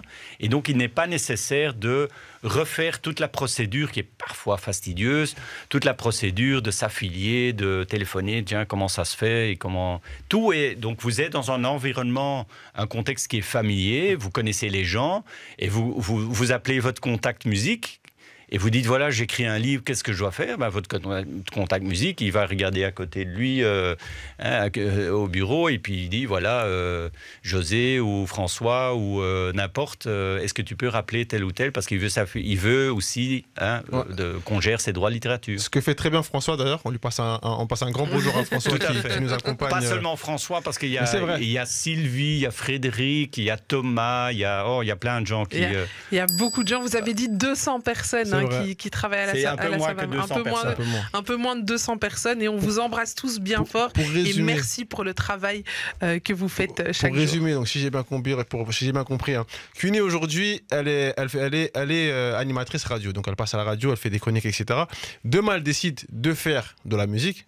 D'écrire un livre. Ou écrire un livre. Je ne suis pas prête de chanter, croyez-moi. Par exemple, on va dire à la SABAM, elle a tout à la maison, dans la même boîte, mais alors qu'à la SACEM, elle va devoir aller s'inscrire ailleurs. Ouais. D'accord, donc ça veut dire payer d'autres frais, etc. Logiquement. Oui, mais puisque vous dites qu'elle va faire de la musique, elle ira à la SACEM, nécessairement. Nécessaire, oui. Ah oui. Dans le cas où c'est-à-dire que... On préfère qu'elle vienne à la SABAM, naturellement, qu'elle reste à la SABAM, et pas à la SACEM. Mais donc, si elle fait la musique, elle ira à la SABAM. Si elle veut faire un livre, écrire un livre, nécessairement, si elle est à la SACEM, elle devra ou bien passer à la SABAM, qui fait aussi les livres, ou aller à une autre société française qui gère les droits des livres. Alors que là, chez vous, il y a tout. Et donc, tout est réuni, tout en un. Il y a tout en 2 langues. Ah, en plus. Eh oui. C'est vrai. Ça, c'est encore un autre. Non, mais on oublie ça. On est là, on est une société belge. En 1922, 8 auteurs flamands ont créé la SABAM. Donc on dit, oh non, pas des flamands. Nous, on va... Mais ils ont créé cette société et il y avait 2 conditions. C'est ça devait être belge, c'est des Flamands oui. En 1922 qui ont dit ça doit être belge. Donc les francophones aussi. Et 2, on est multidisciplinaire. C'est jusqu'à ce jour, on a encore toujours ça dans notre ADN, on est belge. Ça veut dire qu'on a les néerlandophones, les francophones, et en tant que SABAM, c'est quelque part aussi dans notre mission, c'est de construire des ponts entre les deux, même si disons le secteur culturel est très divisé, parce qu'il y a quand même, on se connaît pas très bien, mais on essaye de faire des ponts. Et il y a la barrière de la langue finalement. Mais la musique, c'est une langue universelle. Ah oui. Et tout le monde parle plus ou moins anglais. Mais alors, quel exemple on a aujourd'hui, par exemple, parce que c'est vrai que moi, pour recevoir, on a reçu aujourd'hui plus d'une centaine d'artistes, voire si ce n'est pas plus dans Rapology, et c'est vrai qu'on a peu de personnes qui se dirigent vers cette partie flamande. Ils ont tendance à aller en France. Ou sinon, quand ils veulent le faire, ils ont du mal à le faire. Qu'est-ce que la SABAM a déjà mis en place ou autre pour faire justement ces ponts dont vous parlez entre la francophonie et la partie néerlandophone? Les ponts sont dans une partie dans SABAM for Culture, mais c'est dans la SABAM même. L'Assemblée générale, c'est des flamands et des francophones qui se parlent aussi. Pour donner un exemple, j'ai pas un exemple directement pour la musique, mais j'ai un exemple pour le théâtre. Pour le théâtre, on a mis ensemble, à notre siège, on a mis ensemble un gros théâtre, un gros festival de théâtre à Ostende qui s'appelle Théâtre Anzé, TAS. Et on a mis ensemble avec les dirigeants du Théâtre Royal de Spa. Okay. Donc le Festival Royal de Théâtre à Spa, voilà. Et on les a mis ensemble pour parler et pour faire des connexions et comment on pouvait mixer les programmations, travailler ensemble, faire la création ensemble. Parce que la culture, c'est quelque part une langue universelle. Les gens, je veux dire, les Cro-Magnons déjà faisaient des dessins qui étaient reconnus par... allez, je veux dire, des dessins, c'est une langue universelle, la culture, quelque part. Et c'est vrai que la langue vient, mais la langue n'est pas, disons, l'élément prépondérant dans la culture. Ouais, c'est vrai.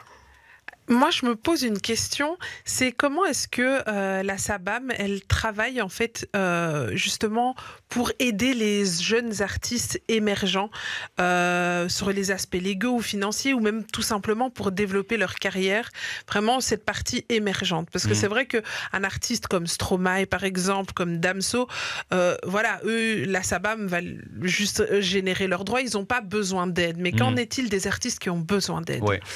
Je vais commencer à la dernière mission au fait, j'ai pas expliqué, j'avais dit formation et conseil. Ouais. Oui. On donne des conseils aussi. Au fait, ce qu'on conseille souvent aux artistes émergents, c'est de prendre contact avec des organismes qui sont ou subventionnés, qui aident, je pense, Conseil de la musique, par exemple. Il y a Wallonie-Bruxelles Musique, où il y a beaucoup d'expérience, il y a Court-Circuit, il y a des fédérations professionnelles. Pour tout genre de musique, il y a Fakir, il y a les lundis d'Hortense pour le jazz. Il y a Apéroïde, tout à fait. Donc il y a plein de structures qui sont créées et qui sont là pour aider. Il y a Studio des variétés, il y a plein de choses en Belgique francophone qui est subventionné ou aidé par nous. Donc nous, on aide les fédérations, on soutient les fédérations, on soutient Apéroïde aussi, on soutient les lundis d'Hortense. Et là, il y a une masse d'informations. Donc souvent, on conseille les jeunes talents d'aller vers ces structures pour, en tout cas, avoir l'information de base. Puis une deuxième chose qu'on fait, c'est qu'à la SABAM, si vous êtes membre à la SABAM, on a aussi un service juridique qui donne des conseils. Donc, ils font de l'accompagnement juridique. Ça, c'est déjà le next level, comme on dit. Hein. C'est quand même...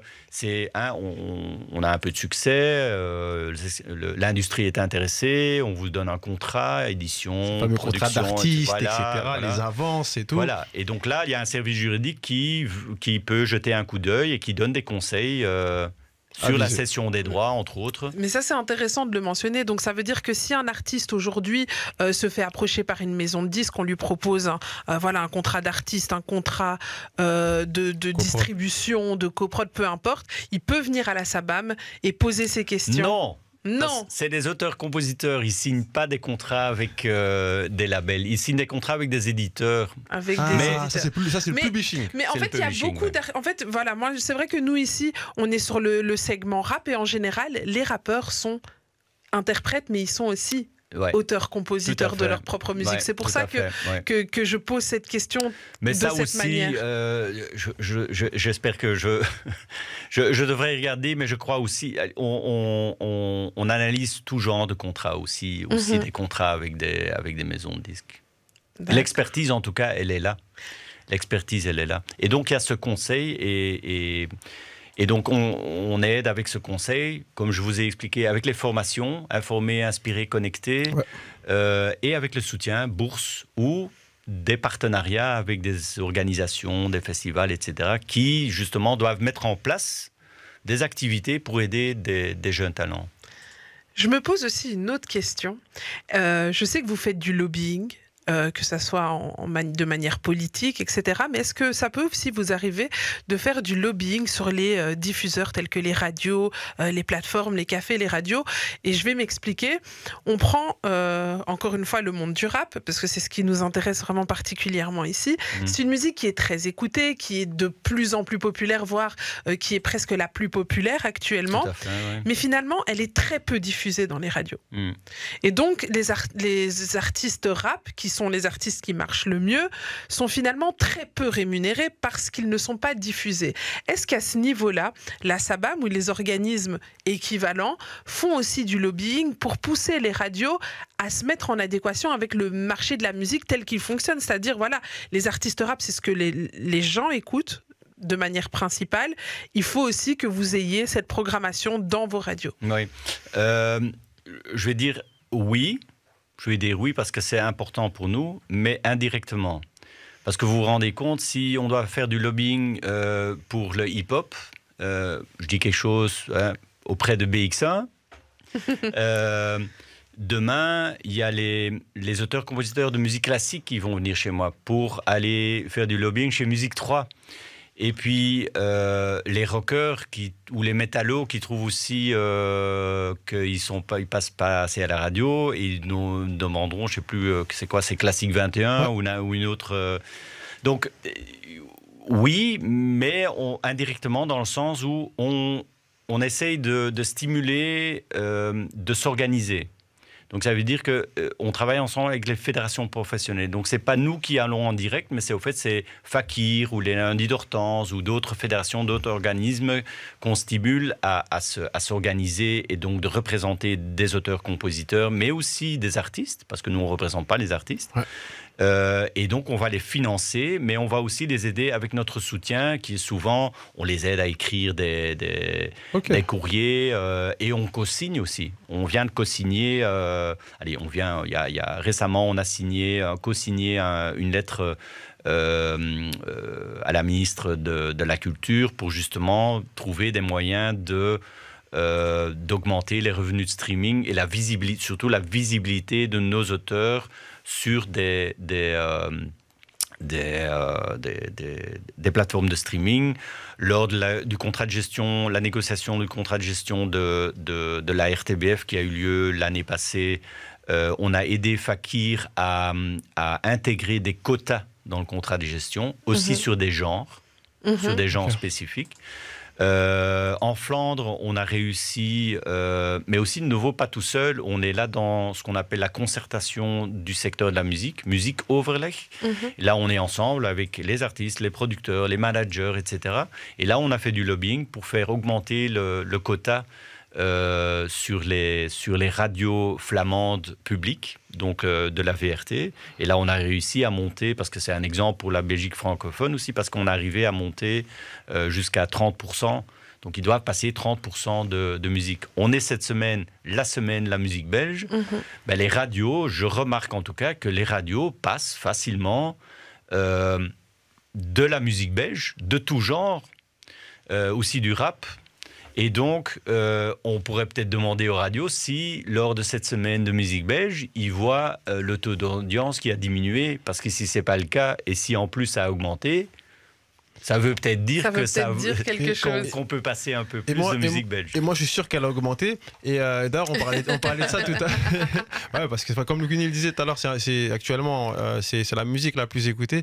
Et d'ailleurs, moi, je tiens quand même, pendant qu'on est aussi à faire un shout-out aussi à BX1 quand même, qui a eu cette initiative quand même d'accueillir une émission 3 heures à laquelle vraiment qui est consacrée au hip-hop. Ça veut dire qu'on n'a pas de censure, on peut parler comme on veut, les artistes peuvent s'exprimer et être mis en avant, alors qu'en l'occurrence, c'était plus compliqué pour les artistes. Mais en effet, à juste titre, vu que cette musique-là est quand même beaucoup plus écoutée à l'heure actuelle, hein, et que tout le monde la consomme, et en termes de chiffres, c'est incroyable, peut-être qu'ils auraient peut-être besoin d'un coup de pouce, parce que c'est vrai que dans toutes les radios, on entend du rock, on peut passer plusieurs stations de radio et écouter du rock, on peut en passer plusieurs, écouter de la pop, etc. La musique qui se consomme très bien aussi, mais on a du mal. Moi, par exemple, en Belgique, je sais que j'ai eu du mal à écouter facilement du hip-hop en défilant les radios. Mais je suis tout à fait d'accord qu'il est parfois incompréhensible qu'un genre de musique qui est tellement populaire qu'on voit dans toutes les voitures. Oui, mais c'est mondialement, le streaming, c'est le genre numéro 1, et donc c'est super populaire. Ça touche les jeunes. Ma fille a 17 ans, elle écoute que ça. Tu te dis, mais je sais pas, il y a quelque chose qui... Et pourquoi on passe pas ça à la radio, je sais pas. On la passe à la radio, mais peut-être pas suffisamment. Et quelque part, ça pousse, pour finir sur ce sujet-là, quelque part, ça pousse aussi, du coup, les jeunes qui écoutent, etc. à se désintéresser. À la radio, et puis, du coup, on enflamme le streaming parce qu'ils n'ont pas la musique qu'ils veulent. Donc, pour écouter, je sais pas, du Tiakola ou du Dadju, etc. en boucle, soit j'écoute une radio dont je ne citerai pas le nom, ici en Belgique, qui met plus du hip-hop, ou sinon l'idéal c'est de brancher mon téléphone Bluetooth et d'aller sur Spotify, Deezer ou Apple. Oui, et puis, je crois que tout genre, parce que on doit intégrer ça dans la programmation. On peut faire une chaîne spéciale, mais ça va toucher que ces gens. Si on veut toucher encore plus de gens, c'est mieux de mettre ça sur une chaîne générale, parce que c'est de la musique qui est quand même écoutée par beaucoup de gens. Et je veux dire, moi-même, quand j'entends ma fille écouter du hip-hop, c'est vrai que j'ai été aux Ardentes il y a 2 ans, je crois, avec ma fille. Qu'est-ce que j'avais vu nouveau J'ai oublié celui-là avec les signes dollars. ASAP Rocky. ASAP Rocky, ouais. Je me suis retrouvé avec plein de jeunes. En plus, j'avais un chapeau. Vous avez fait un pogo? Oui, j'ai fait un pogo, ouais, avec ma fille. En plus, c'est filmé. Quel souvenir incroyable. En plus, c'est filmé. Mais donc, je découvre des choses, et il y avait des morceaux. Et ça, je trouvais bien, parce qu'il a un morceau aussi où il y a Rod Stewart qui chante. Et donc, oui, c'est quelque chose qui touche ma génération aussi. Maintenant, ils vont tous croire que j'ai 85 ans. mais donc, c'est un genre de musique. Je veux dire, le hip-hop a 50 ans, il ne faut pas oublier. Donc, moi, j'avais 4 ans. Maintenant, tout le monde connaît mon âge. J'avais 4 ans quand le hip-hop officiellement a commencé. Donc moi j'ai aussi Sugar Hill Rap et tout vous ça. Vous avez de vraies références. Mais non, mais c'est ma génération. J'ai connu Ice-T et puis Beastie Boys, des trucs comme ça. Tout ça, c'est ma génération. Et c'est vrai qu'on pense souvent que le rap finalement est une musique de jeunes, et comme vous le dites, le hip-hop, pardon, en général a 50 ans, et il touche aussi toutes les générations, c'est-à-dire qu'aujourd'hui, il y a des papas de 35, 40 ans, 50 ans qui sont dans leur voiture et qui aimeraient écouter autre chose que du Roxette, que j'adore. D'ailleurs, j'adore ce groupe aussi, mais par exemple, sur les chaînes qui passent des musiques, par exemple, plus anciennes, etc., qui aimeraient écouter les groupes de leur enfance, les groupes hip-hop de leur enfance, ces tubes qui ont marqué les années 2000, marqué les années 90, les années 80, et finalement, ils ne les retrouvent pas. Et c'est pour ça que je vous posais cette question, est-ce que la SABAM, finalement, peut intervenir? Et vous nous dites que c'est via les... Mais je crois que c'est clair que nous, on veut qu'on passe tous les genres. Ouais. Donc, on va pas...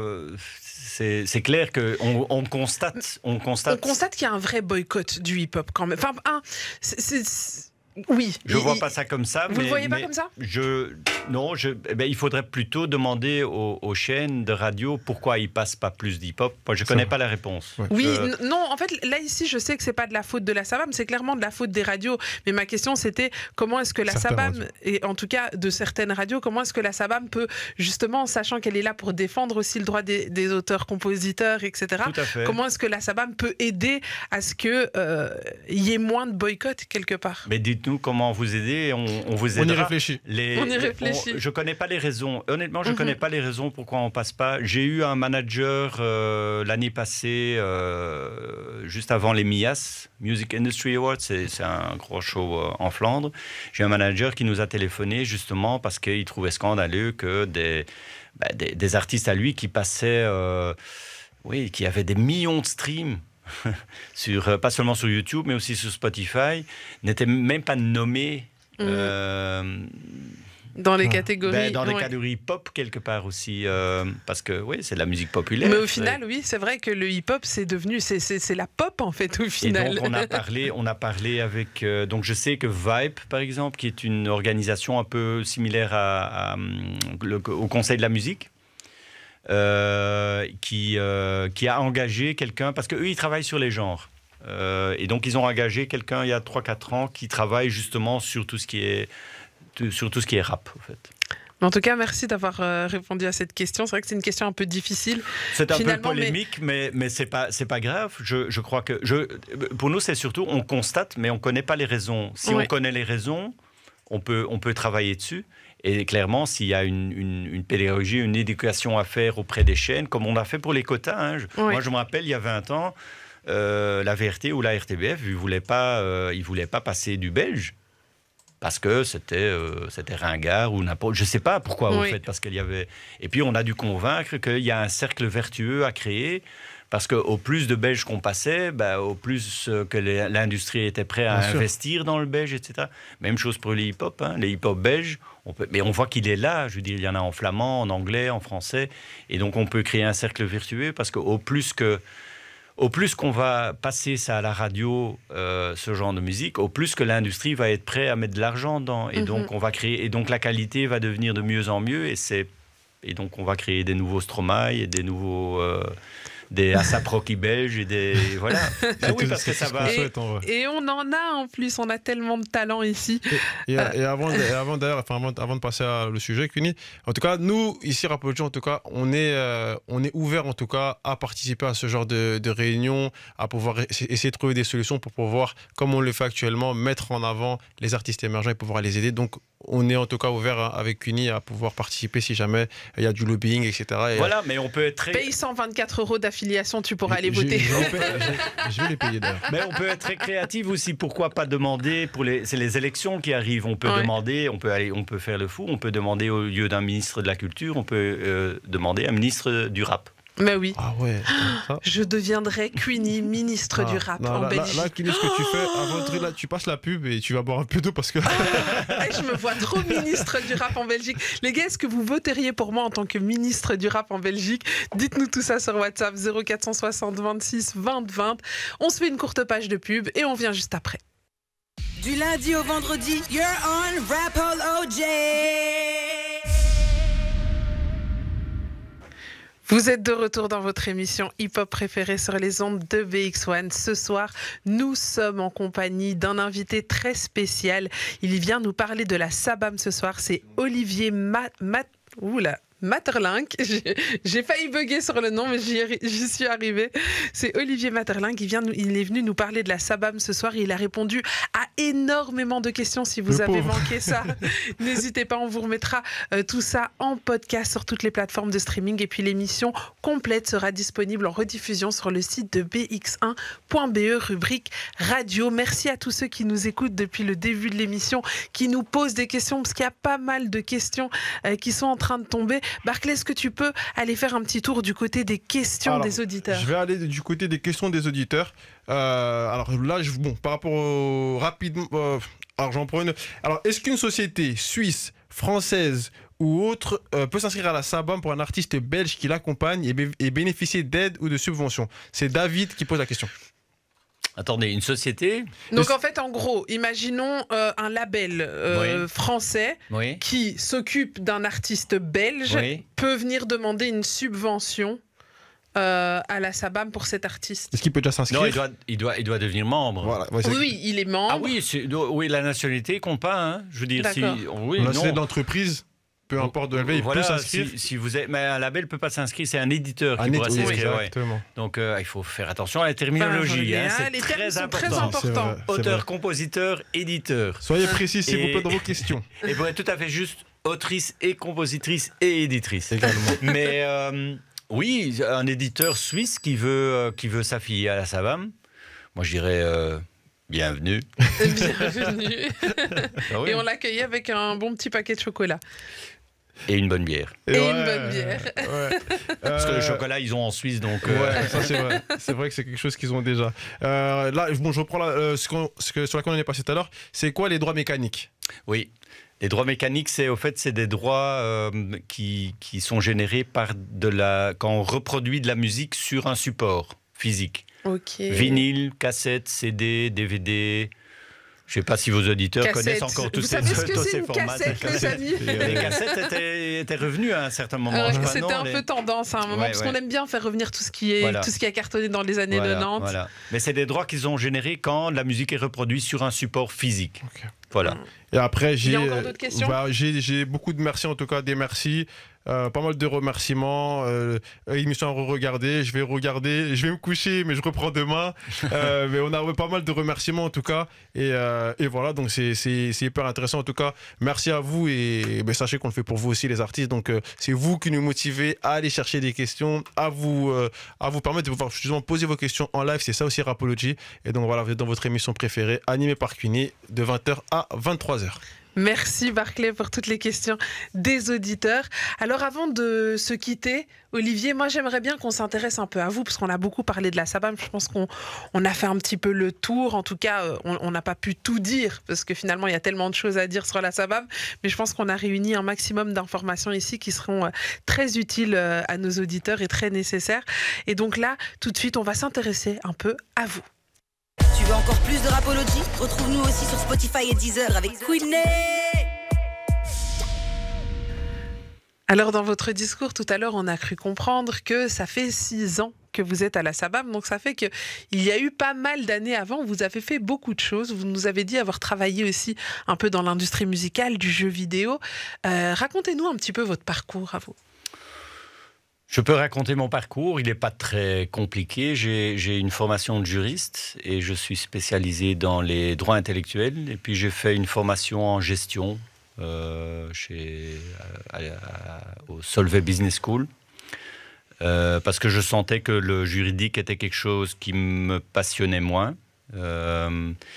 Et au fait, j'ai eu mon diplôme de droit et je voulais aller travailler dans la musique. Mais on m'a directement dit... Mauvais diplôme. J'aurais dû étudier le marketing ou la communication, ça aurait été mieux. Mais soit par un heureux hasard, je me rappelle dans le barreau de Gand, où j'ai étudié, où j'étais avocat, il y avait une annonce pour un poste en tant que conseiller juridique à la SABAM. C'était en fin années 90 et j'ai postulé, j'ai eu le job et je suis resté là 1 an seulement. Parce que une fois travaillé là, je suis très rapidement passé chez les labels. Et donc j'ai travaillé alors pendant 10 ans pour une fédération qui s'appelle AFPI. qui est le International Federation of Phonographic Industry. C'est la grosse fédération internationale qui représente les labels dans le monde entier. Et moi, j'ai travaillé pour le groupe national belge, qui s'appelait IFPI Belgium, pas très original. Et là, j'ai fait juriste. J'ai commencé à travailler sur des dossiers politiques. Il y avait naturellement dans le temps le téléchargement. J'ai connu copies sur CD vierge, les téléchargements. La belle époque. Et qu'est-ce que... Moi, j'ai connu... donc, on a fait des affaires contre Belgacom pour des sites MP3. On a connu Napster, naturellement, Grokster. Moi, j'ai connu toute cette épopée. Toute cette évolution J'étais au milieu de ça. J'ai connu j'ai vécu de très près, au fait, les débuts de Stromae, parce que il a été découvert par un homme remarquable qui s'appelle Gilbert Lederman, qui nous a quittés malheureusement il y a un peu plus d'1 an, qui a découvert Stromae quelque part.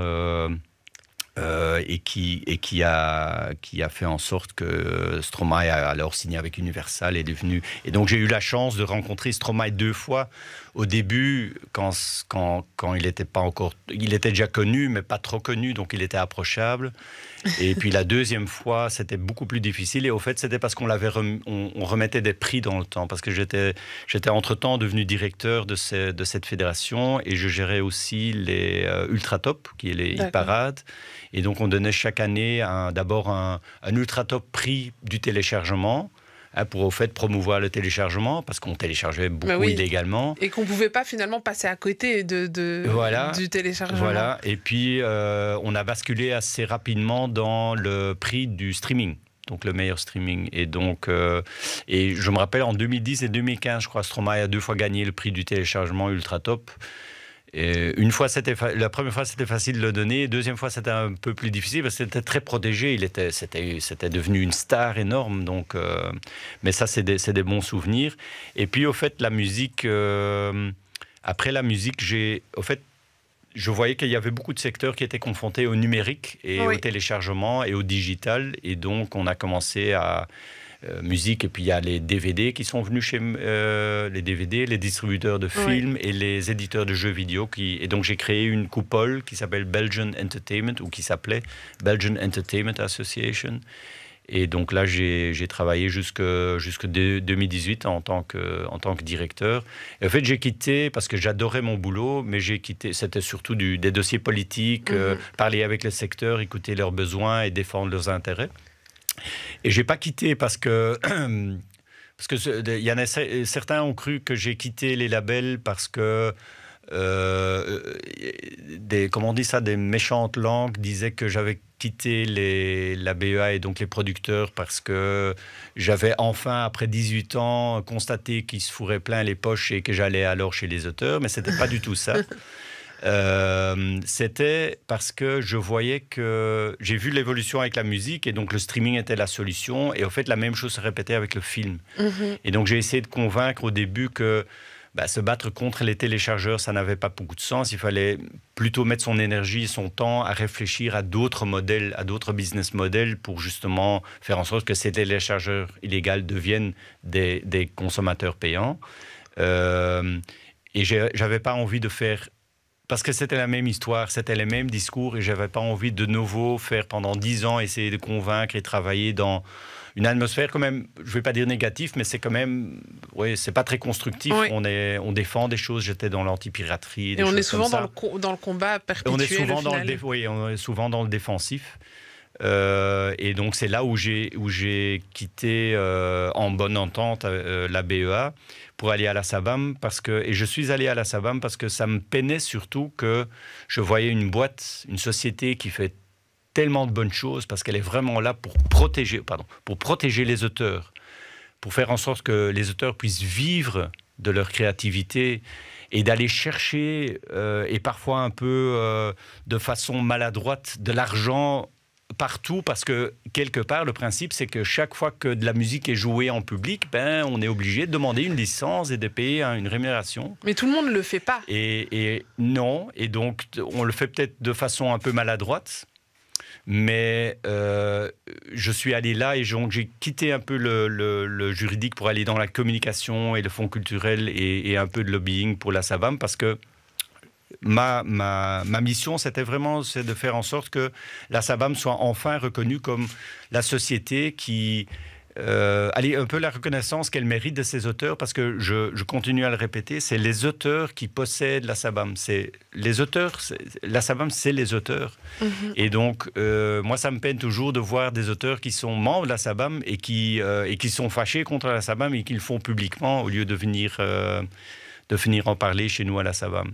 Et c'est pour ça que je suis allé là. C'est pas facile, parce qu'elle a quand même une réputation qu'elle traîne depuis des années, mais on a depuis 2 ans un directeur général qui vraiment est en train de déplacer de faire tourner le gros, comment on dit, tanker, le gros bateau qu'est la SABAM dans une bonne direction. On est vraiment dans la connexion, on voit les clients plutôt comme des partenaires, on cherche vraiment des partenariats et on essaye de trouver des solutions, même parfois c'est difficile, on se retrouve encore dans les journaux avec des trucs négatifs parce qu'on a été demander de l'argent à un pauvre café qui n'a pas d'argent ou qui a peu d'argent, mais c'est beaucoup de pédagogie, c'est expliquer pourquoi on paye. Parce que souvent, mais j'ai acheté mon CD, donc j'ai déjà payé pour la musique. Oui, mais vous passez le CD dans votre café pour rendre votre café agréable, pour attirer des clients. C'est quand même plus chouette de boire une bonne pinte quand il y a de la musique, surtout du hip-hop qui joue dans l'arrière-fond. Mais comment justement, là ça me fait poser une question, un petit café qui finalement ne génère pas énormément d'argent, a envie de diffuser de la musique et n'a pas forcément les moyens de vous rémunérer, quelle serait la solution? Quels sont les... La solution, c'est une solution sur laquelle on est en train de travailler le moment où on en parle, c'est de simplifier les tarifs, c'est vraiment d'arriver à faire comprendre, de ne pas devoir donner 85 paramètres, déclarer je ne sais pas combien de formulaires, parce qu'un café, il veut tenir son café, et donc comme il paye sa facture d'électricité, il va payer sa licence de musique, et on doit le rendre facile, et ça doit être clair aussi pourquoi il paye. Parce que les montants qui sont payés sont pas... de temps en temps, on voit des choses dans la presse, mais c'est plutôt des exceptions. Quand la plupart des cas, c'est des montants. J'ai moi-même organisé un concert chez moi à la maison et j'avais invité d'autres gens que de la famille, donc je me suis... Allez, il faut payer une licence alors, donc j'ai demandé une licence. C'était un concert avec et il y avait de la musique aussi qui jouait après et avant le concert. Et je crois que j'ai payé 68 €. C'est pas la mer à boire. Un petit café, il paye... je sais pas, 400-500 € par an. C'est pas... Quand on calcule ça, on paye... 50 € par mois. Au fait, c'est par jour, c'est une bière, quoi. Pour une bière par jour, tu as de la musique. Et je continue à le dire, la musique fait quand même qu'on se sente un peu plus heureux, c'est quand même quelque chose qui met de l'ambiance, qui fait chanter, qui fait boire de la bière. Pour le café, c'est important. C'est des émotions. Qui connecte. Il y a quand même connexion. Donc c'est important pour une société, pour une communauté que cette musique soit reconnue, que la musique soit reconnue dans tout genre confondu. Parce que c'est quelque chose de très humain de pouvoir écouter de la musique et on doit être, je crois que il faut être content qu'on a des artistes dans ce monde. Moi-même, je suis pas artiste et je trouve ça génial qu'il y a des gens qui vraiment se lancent dans une carrière de musicien ou d'auteur-compositeur qui n'est pas facile, parce qu'il y en a peu qui sont élus. Très peu d'appelés, beaucoup d'appelés, très peu d'élus. Voilà. Et donc, mais je trouve ça fantastique qu'il y a quand même des gens il faut apprendre à jouer un instrument, il faut apprendre des notes, apprendre à écrire des mélodies. Tout ça, c'est pas comme de l'eau, c'est pas comme l'électricité, ça vient pas du robinet ou d'une prise électrique. Ce qui est intéressant, c'est que là, cette fois-ci, vous avez parlé d'artistes. tout à fait. Et pas d'auteur-compositeur. Non, c'est vrai. Mais c'est parce que je parle de la communauté en général. Et je deviens un peu émotionnel parce que je trouve c'est quelque chose. Je fais ça par émotion, vraiment. Oui. C'est pas un. On sent une vraie passion pour l'art, pour ce que les gens peuvent créer. Et vous avez peut-être dédié toute votre carrière, peu importe le secteur dans lequel vous avez travaillé, à défendre et à aider l'art, en fait, au sens large. D'une part, l'art, c'est quand même des artistes font des belles choses. Et même si ça ne plaît pas toujours, hein, parce qu'il y a des gens, et puis il y a des genres de musique, et l'un plaît. Donc il y a pour tout le monde quelque part. On fait de la musique pour tout le monde, on essaie d'avoir un public le plus grand possible. C'est de là, mais c'est aussi de l'émotion, ça génère de l'émotion, c'est une langue, comme je dis, je veux dire, un artiste qui s'exprime, mais par son art, que ce soit de la musique ou d'autres disciplines. Donc oui, moi je trouve ça très touchant et ça me touche. C'est vraiment, c'est pour ça que je travaille aussi à la SABAM, parce que c'est un métier qui, c'est une société qui me tient à cœur, et les gens qui consacrent leur vie à faire de l'art, ça me tient à cœur. Mais sur cette note d'émotion, je pense qu'on va se quitter. Et j'ai encore une dernière chose, parce que je crois... Le plateau est à vous ce soir. Il y a un an, en fait, on a déménagé, entre autres suite au Covid, parce que ça a touché la SABAM, naturellement, comme ses auteurs. Et on a déménagé vers un bâtiment un peu plus loin dans la rue deux Églises, en fait, vers Saint-Josse. C'est un très chouette bâtiment. Et c'est un bâtiment aussi qui est ouvert aux membres, aux auteurs. Ah. Donc... je vous invite tous au rez-de-chaussée, il y a du café, il y a des sièges, donc si vous voulez passer, boire un café, parler à quelqu'un, c'est ouvert aux auteurs qui sont membres de la SABAM. Est-ce qu'il y a des bières? Il y a des quoi? Est-ce qu'il y a des bières tout à l'heure? Non, il n'y a pas de bière, mais il y a un très chouette café sur la place Saint-Josse qui s'appelle le Vieux Saint-Josse, qui devient un peu le lieu où tous les Sabamiens se retrouvent autour d'une bière, parfois avec des membres aussi pour se parler et connecter. Voilà. La connexion, très importante dans le milieu artistique. En tout cas, sur cette belle fin de conversation, finalement, la SABAM est ouverte à tous. Il y a du café, des sièges. Allez-y, allez découvrir, allez discuter, allez échanger aussi avec tous ceux qui sont là-bas, qui travaillent chaque jour à ce que chacun des membres puisse se retrouver, puisse aussi avoir une écoute quand ils ont des questions. Donc on remercie bien fort Olivier et la SABAM, tous ceux qui travaillent à la SABAM, d'être venus ce soir, d'avoir répondu à nos questions. Il y a un peu moins de 200 personnes qui travaillent là-bas et on les embrasse tous bien fort. Ils ont parlé au travers de votre bouche ce soir, Olivier. Et merci d'avoir répondu à nos questions, d'avoir été aussi ouvert. Hein. Vous avez même les questions un peu difficiles, vous y êtes allé et vous n'avez pas rechigné à la tâche. Et c'était vraiment un plaisir de vous avoir. Et comme c'était votre émission ce soir, je propose de vous laisser le mot de la fin. Ah, encore un mot de la fin. Ah, le mot de la fin. Ah, qu'est-ce que je dirais? Quelque chose de très pratique. C'est rue des Deux Églises 41-43, la SABAM, du bon café. C'est du freestyle.